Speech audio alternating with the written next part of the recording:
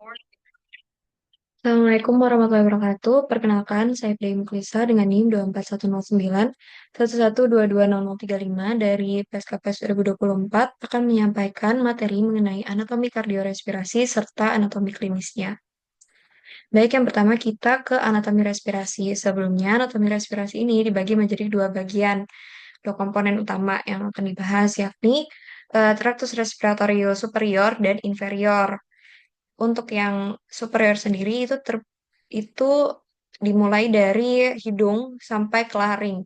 Sedangkan untuk yang inferior itu dari trakea sampai ke pulmonya sendiri. Baik, jadi untuk anatomi respirasi yang di hidung itu kita bisa lihat dari penampakan superficialnya atau kayak dari permukaan kita bisa melihat dengan mata kita sendiri itu ada os nasal ya. Nah, ini yang memperkokoh hidung kita gitu. Lalu ada kartilago-kartilago yang menyusun bentuk hidung kita sendiri yang berbeda-beda di tiap orang. Lalu eh, ini ada connective tissue di sini sehingga dia tidak ada kartilagonya gitu. Lalu untuk penampakan di dalamnya itu sebelumnya nasus atau hidung ini sendiri tuh punya tiga bagian.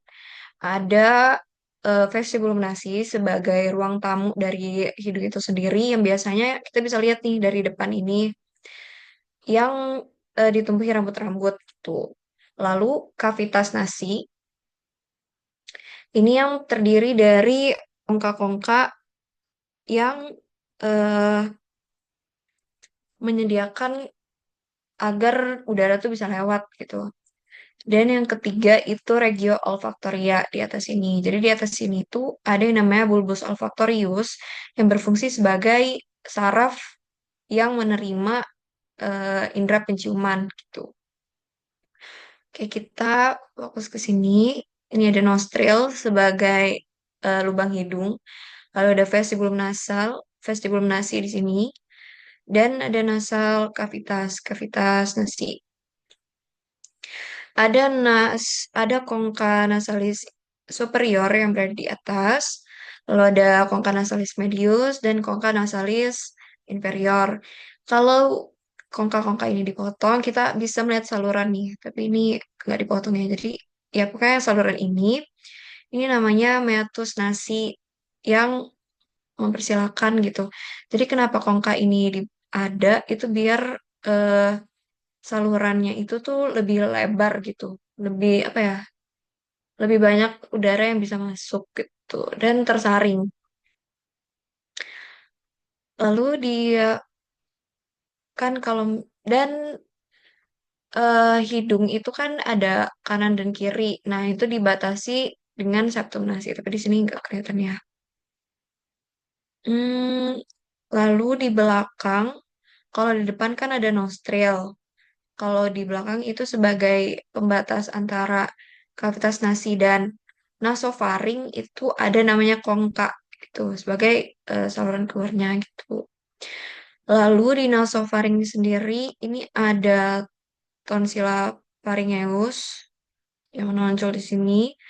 Lalu ada tuba auditiva, ostium tuba auditiva yang nantinya itu akan Waduh. Yang nantinya itu akan berhubungan dengan saluran telinga. Makanya kalau misalkan kita pilek atau pokoknya hidung itu rasa tersumbat, itu telinga juga akan tersumbat. Makanya ada dokter THT itu sepaket gitu, telinga dan hidung. Lalu ke masuk ke nasofaring. Oh ya, jadi ini kita mulai masuk ke faring ya. Faring itu dibagi menjadi tiga, nasofaring, orofaring, dan laringofaring. Oke, nasofaring kita udah bahas.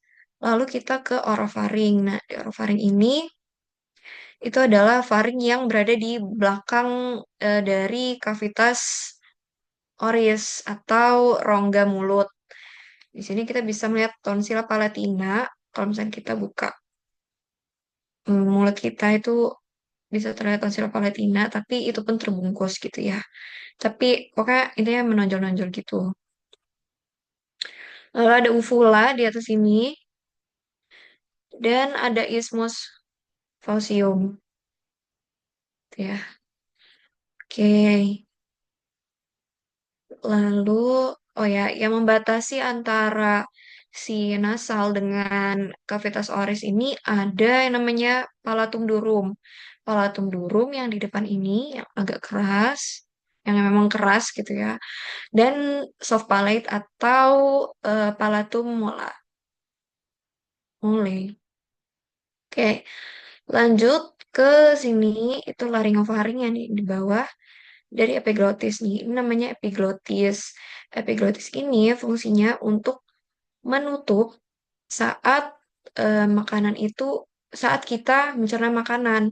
Karena kalau normalnya kalau kayak saya ngomong ini itu tuh epiglotisnya kebuka kan, maka ya akan masuk sambil bernafas gitu masuk ke trakea sini dan lanjut ke paru-paru. Sedangkan kalau misalnya kita makan itu makanan itu dilarang lewat sini sehingga epiglotis inilah yang nantinya akan menutup. Dan saat kita makan jadinya makanan jatuh ke sini gitu, ke esofagus dan ke lambung gitu. Nah, di sini di laringofaring ini kita bisa melihat ada struktur, ada epiglotis tadi yang akan membuka dan menutup saat adanya makanan. Lalu ada ini plica vestibularis atau eh, pita suara palsu.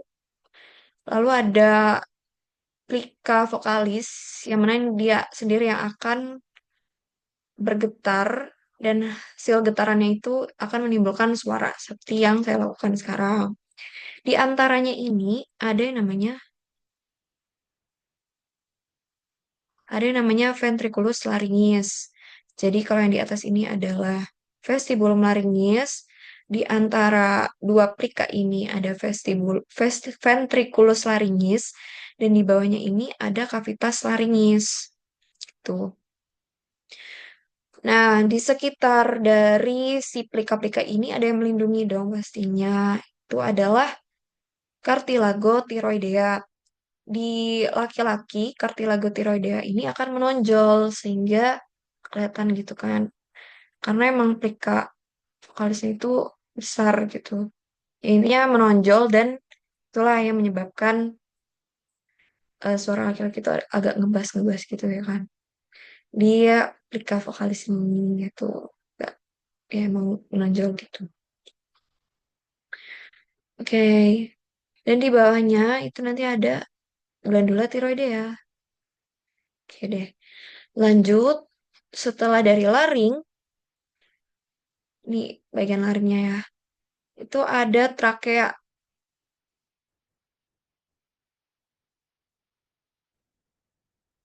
Nah, nih, ini kan kita tadi udah bahas ya, kartilagonya, ada kartilago tiroidea yang akan menonjol atau di klinisnya itu namanya Adam's apple.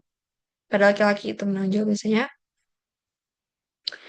Dan disinilah ada disebut trakea-trakea. Hmm, trakea ini dilindungi sama yang namanya disusun sama namanya cartilaginous tracheales atau tulang rawannya gitu ya. Dan dihubungkan dengan ligamentum annularia. Nah, ligamentum annularia ini nantinya akan eh, yang membuat si trakea ini elastis gitu, mau memanjang atau memendek sesuai dengan kebutuhan kita. Nah, lanjut trakea ini ke bawah, itu nanti akan mempercabangi paru-paru ya, dibagi itu.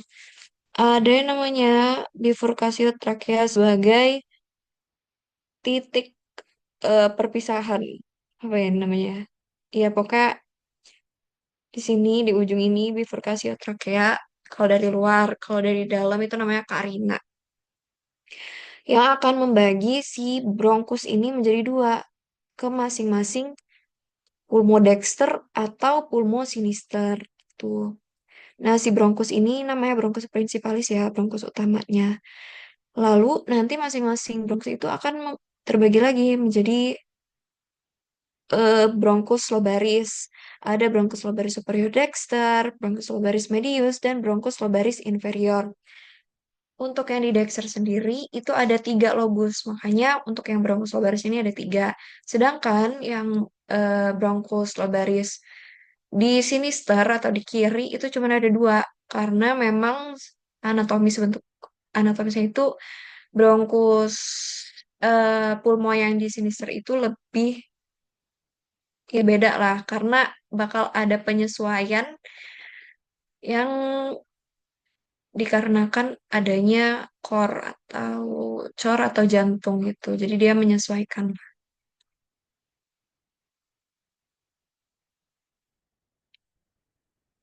Nah ini tuh ya, ada dua lobus untuk yang di sinistra. Ada lobus superior dan lobus inferior yang dipisahkan melalui visura obliqua. Sedangkan yang di Dexter itu ada lobus superior, lobus medius, dan lobus inferior yang dipisahkan melalui viscera obliqua dan viscera horizontalis. Sini kita tahu ada apex pulmonis, lalu ada basis pulmonis. Itu yang di bawah ini, kalau kita lihat dari arah inferior, itu namanya basis pulmonis. Ini ada struktur, ada aorta. Ini sebenarnya masuk ke kardio ya, tapi kita bahas di sini nggak apa-apa. Ini nanti ada aorta yang akan mempervaskularisasi tubuh gitu.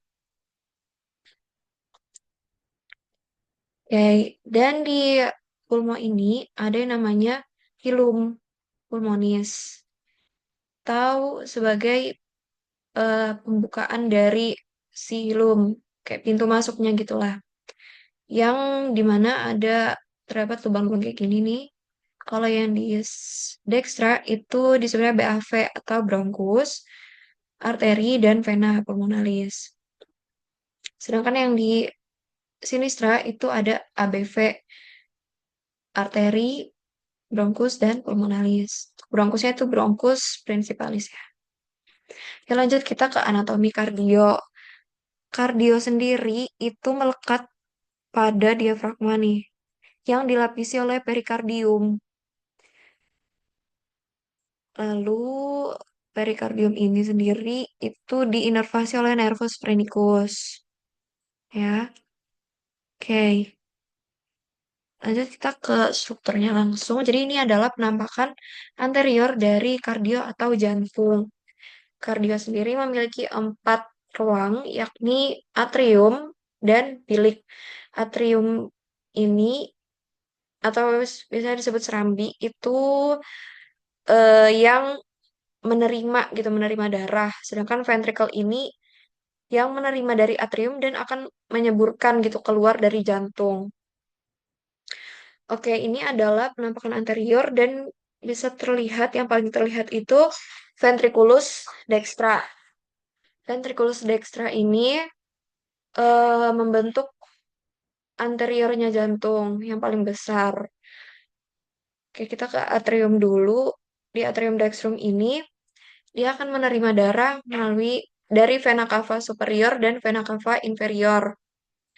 Lalu ke atrium dan nantinya yang darah yang dari seluruh tubuh itu akan menuju ke ventriculus. Nanti hmm,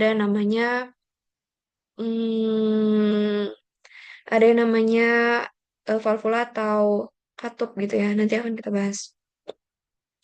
Dari ventriculus dexter nanti darah itu akan disemburkan ke trunkus pulmonalis atau ke arteri pulmonalis yang nantinya akan di paru itu ditukar gitu.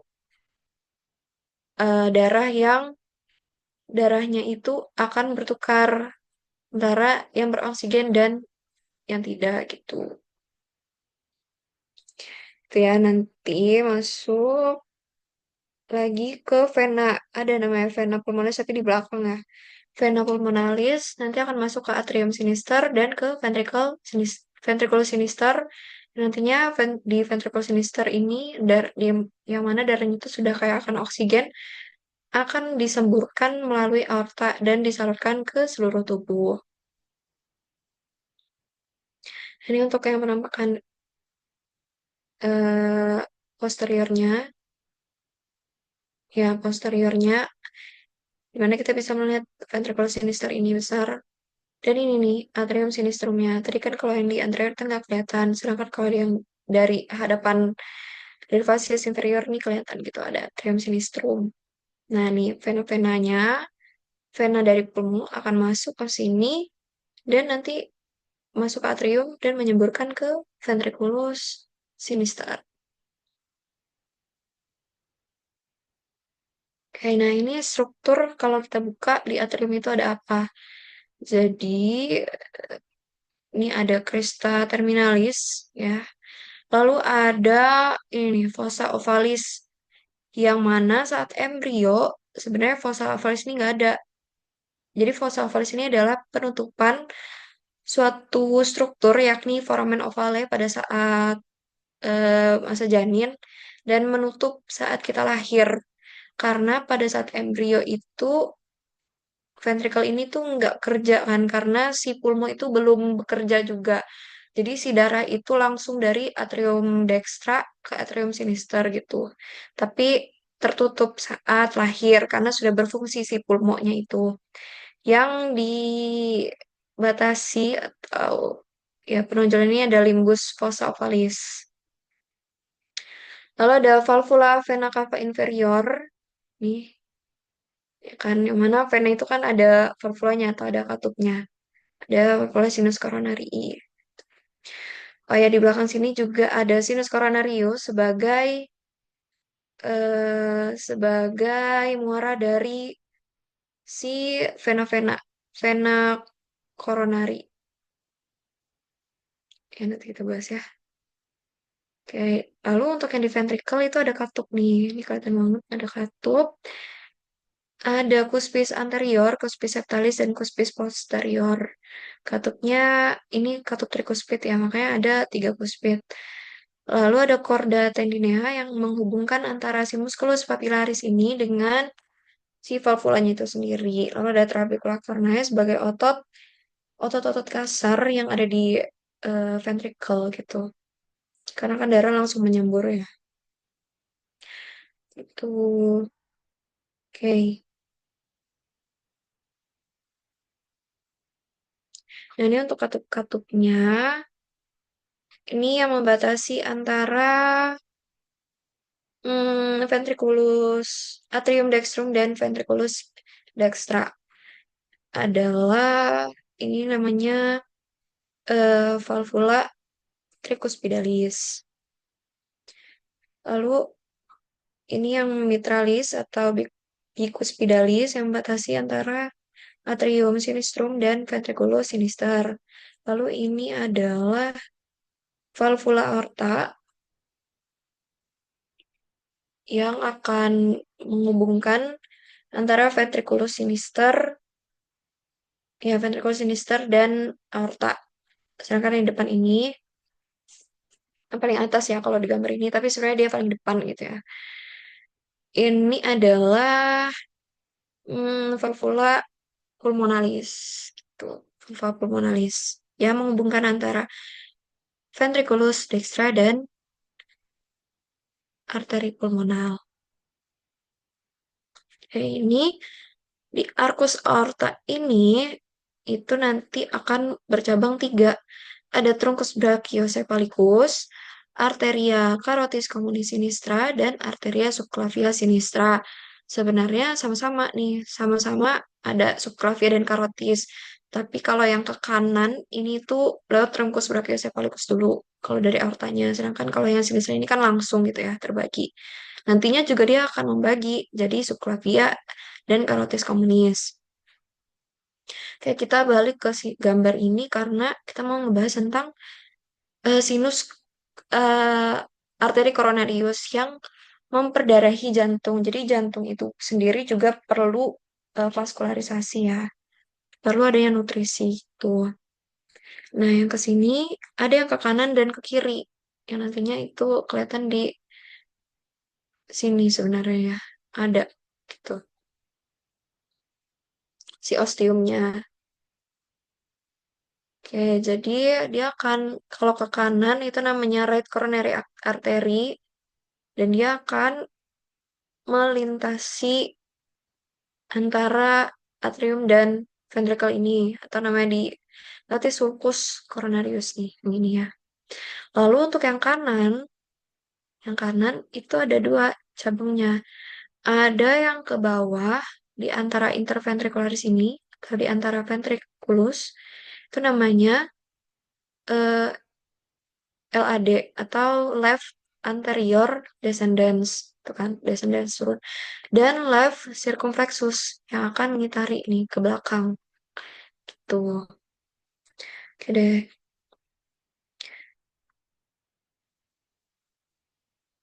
Sekarang kita lanjut ke anatomi klinisnya ya. Jadi ada salah satu anatomi klinisnya yakni perikarditis, yang mana itu akan mm, adanya perubahan entah cairan atau darah yang akan terkumpul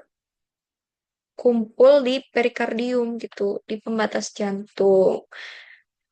Eh, Sehingga kita perlu adanya pengambilan pengambilan pengambilan cairan itu. Itu bisa dikarenakan inflamasi atau efusi perikardial atau ya akhirnya terjadinya kardiak tamponade atau tamponade jantung. Lalu klinis berikutnya itu ada tetralogi Fallot yang dikarenakan empat hal. Jadi ada pulmonary stenosis nih karena adanya kesulitan membuka pada trunkus pulmonalis, pada katup sih, katup pulmonalis ini, ya kan? Karena dia sulit membuka, maka si ventricle ini akan bekerja lebih keras. Sehingga kalau ventricle bekerja lebih keras, yang mana ada otot-ototnya kan tadi, akan menyebabkan hipertrofi ventrikular. Nih, karena tinggi akibat stenosis tadi kan. Jadi dia bekerja lebih cepat dan dia akan hipertrofi nih si right ventricle-nya. Lalu salah satu penyebab juga ada ventricle septal defect. Ini ada kegagalan lah pada pada septum ventrikular. Jadi kan harusnya ada nih si pembatas antara ventricle, tetapi di tetralogi Fallot tidak ada itu. Dan ada overriding aorta. Jadi aorta yang terletak di atas ventricle septal defect ini dia itu agak bergeser gitu ya. Gitu deh. Lalu klinis lainnya itu ada ektopia cordis, yang mana hal ini disebabkan karena eh, ini kongenital karena kegagalan mudigah menutup dinding ventral tubuh atau dinding depan tubuh gitu, sehingga si jantung ini akan keluar gitu. Karena juga spermnya itu tidak terbentuk gitu ya. Ada gangguan lah semasa janin. Baik, itu saja yang dapat saya sampaikan. Mohon maaf apabila ada kesalahan dalam penyampaian. Terima kasih. Assalamualaikum warahmatullahi wabarakatuh.